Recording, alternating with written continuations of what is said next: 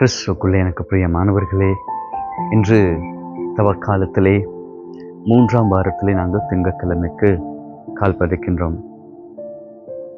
அன்பார்ந்தவர்களே, இன்று நாளிலே இறை வார்த்தை உங்களையும் என்னையும் அழைப்பது எங்களுடைய உள்ளத்தை கடினப்படுத்தாமல் ஆண்டவருக்கு ஏற்புடைய வாழ்வு வாழ்வதற்காக. இந்த நாளிலே நாங்கள் பார்க்கின்றோம் நற்செய்தி வாசகத்திலே. அன்பார்ந்தவர்களே,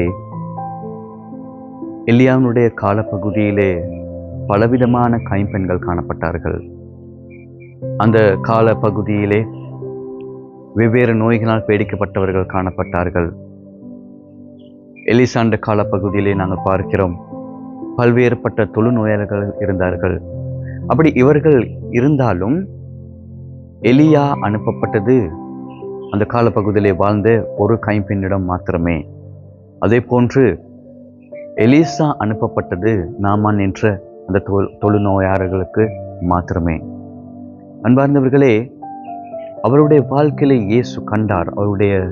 அவர்கள் எதிர்பார்ப்பது என்னவென்று, இறைவனுடைய அந்த அருளை எதிர்பார்த்து இருந்தவர்களிடம் மாத்திரமே அவர்கள் அந்த அருளை பெற்றுக்கொள்கின்றார்கள்.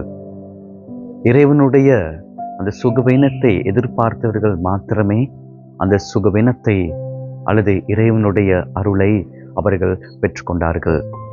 அன்பார்ந்தவர்களே, நீங்களும் நானும் பல்வேறுபட்ட நோய்களினாலும் பல்வேறுபட்ட பிரச்சனைகளினாலும் பல்வேறுபட்ட இன்னல்களினாலும் பல்வேறுபட்ட சமூக சவால்களினாலும் இவ்வாறு பலவிதமான இன்னல்களோடு பலவிதமான கஷ்டங்களோடு இருக்கின்ற நீங்களும் நானும், இறைவன் இவ்வாறு இந்த கஷ்டத்தை, இந்த துன்பத்தை, துயரத்தை கொடுப்பது என்னுடைய உள்ளத்தை ஒருபோதும் கடினப்படுத்துவதற்கல்ல, மாறாக நாங்கள் வெல்கின்ற ஒவ்வொரு சந்தர்ப்பத்திலும் எங்களுடைய உள்ளத்தை, எங்களுடைய ஆன்மீகத்தை பலப்படுத்துவதற்காக. இன்று நாளிலே ஆண்டவருடைய சொந்த ஊருக்கு செல்லுகின்ற பொழுது அவரை ஏற்றுக்கொள்ளவில்லை.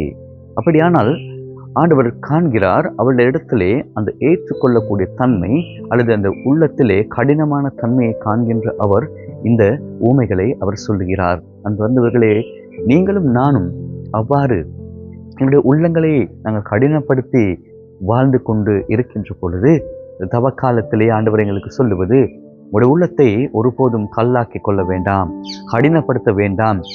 ஆண்டவரை நம்புங்கள், ஆண்டவர் சொல்வதை கேளுங்கள், அவரை பின்தொடர்ந்து செல்லுங்கள். அப்பொழுது உங்களுடைய உள்ளங்கள் ஒருபோதும் கல்லாக்கப்படாது, கடினமாக்கப்படாது.